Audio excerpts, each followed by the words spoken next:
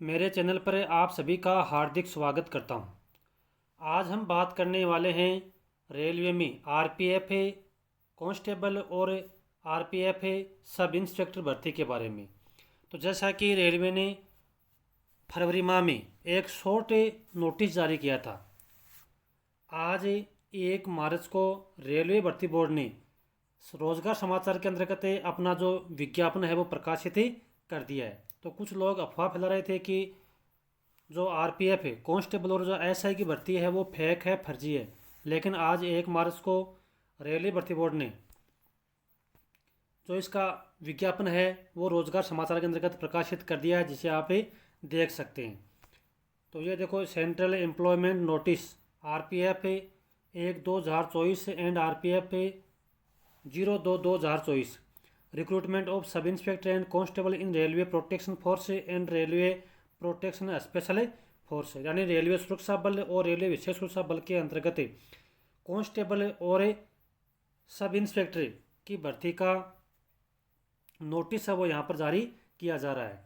तो application are invited for eligible candidates to the for the following post in railway protection force RPF and railway protection special force RPSF, यानी RPF और RPSF दोनों के लिए यहाँ पर जो योग्य अभ्यर्थी हैं उनसे आवेदन पत्र आमंत्रित किए जाते हैं। तो application complete in all respects must be submitted online mode.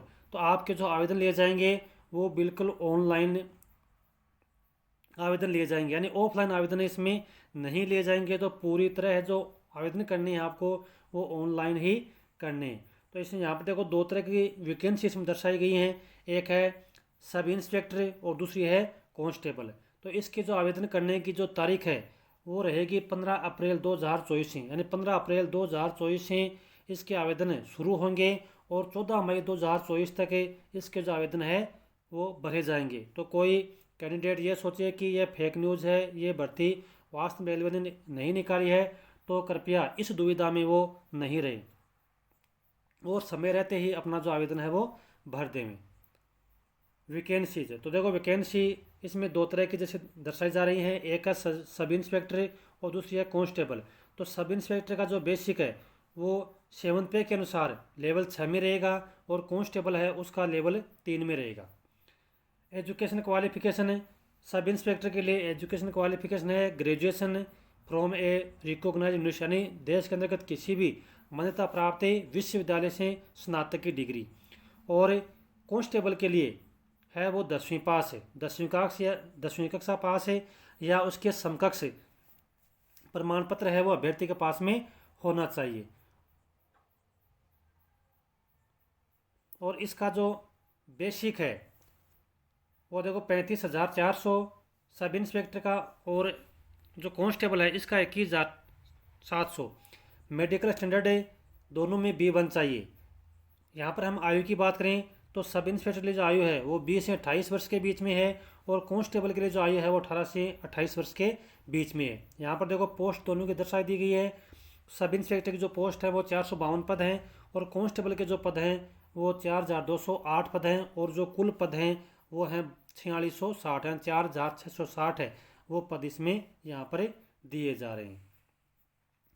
तो इसमें 3 साल का कि इसमें सभी को छूट दी गई है कि कोविड-19 के कारण जो इसमें आवेदन नहीं कर पाए तो उनको 3 साल की यहाँ पर छूट दी जा रही है। तो इसका जो आवेदन है वो 15 अप्रैल से लिए जाएंगे और 14 मई तक इसके आवेदन है वो भरे जाएंगे। अब हम इसमें बात करते हैं एज की, यानी आयु है वो कितनी होनी चाहिए। तो जैसा कि आयु इसमें दे दी गई है ऊपर 18 से 28 साल कांस्टेबल के लिए और जो सब इंस्पेक्टर है उसके लिए आयु चाहिए 20 साल से लेकर के 28 साल तक। तो आयु का जो आधार माना जाएगा वो माना जाएगा 1 जुलाई 2024। तो 1 जुलाई 2024 को आधार मान करके आयु की गणना की जाएगी।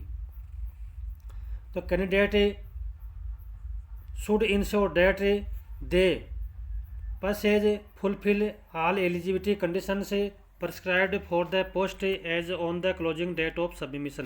तो जो इसकी अंतिम तारीख है उस तारीख तक कैंडिडेट है उसके पास में जो शैक्षणिक योग्यता है वो उसके पास में होनी चाहिए।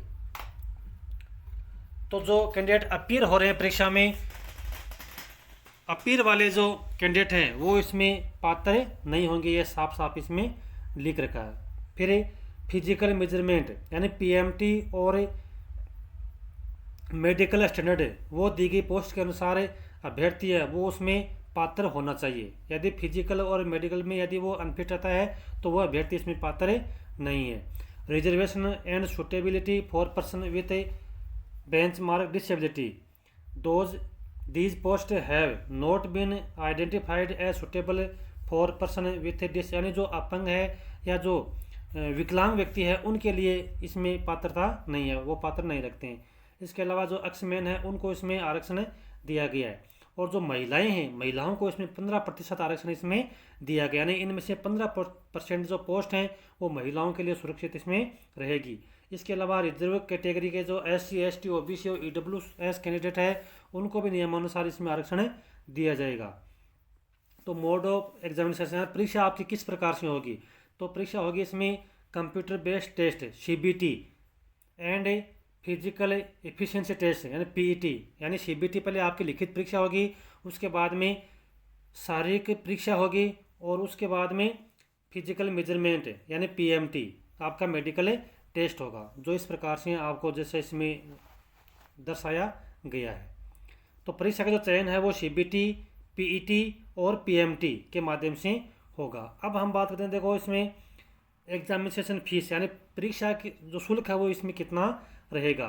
तो सभी कैंडिडेट के लिए इसमें जो अनारक्षित हैं उनके लिए इसमें 500 रुपये की फीस इसमें दर्शाई गई है, और जो candidate SC ST ex serviceman और महिला जो अभ्यर्थी हैं उनके लिए इसमें आवेदन शुल्क रहेगा 250 रुपये। तो जो अनारक्षित वर्ग के जो अभ्यर्थी हैं उनको CBT परीक्षा देने के बाद में जो रिफंड है 400 रुपये का बैंक चार्ज काट करके उनको लौटा दिया जाएगा, और जो महिला अभ्यर्थी हैं उनको 250 रुपये फीस है, CBT के बाद में उनको लौटा दी जाएगी। जो विद्यार्थी CBT एग्ज़ाम में शामिल नहीं होंगे उनको फीस लौटाई नहीं जाएगी। तो ये था आज की रोजगार समाचार में प्रकाशित RPF कांस्टेबल और RPF SI भर्ती से संबंधित विज्ञापन। तो सभी अभ्यर्थियों को सूचित जाता है कि ये जो भर्ती है जो रेलवे ने निकाली है ये फेक नहीं है, फर्जी नहीं है, तो आप मन लगा करके इसकी तैयारी कीजिए, अभी आपके पास में काफ़ी समय है। तो मैं आशा करता हूँ कि आज की इस वीडियो में आपको दी गई जानकारी अच्छी लगी होगी। तो ये देखो इसमें प्रमुख रेलवे भर्ती बोर्ड है जहाँ से इसमें वैकेंसी निकाली गई है। RRB अहमदाबाद, अजमेर, बेंगलुरु, भोपाल, भुवनेश्वर, बिलासपुर, चंडीगढ़, चेन्नई, गोरखपुर, गुवाहाटी, जम्मू और श्रीनगर, यहाँ से इसमें वैकेंसी है वो निकाली गई है। तो आप किसी भी एक अपने मनपसंद के RRB यानी भर्ती बोर्ड से में आप अप्लाई कर सकते हैं। तो आज की जानकारी में बस इतना ही। जय हिंद, जय भारत।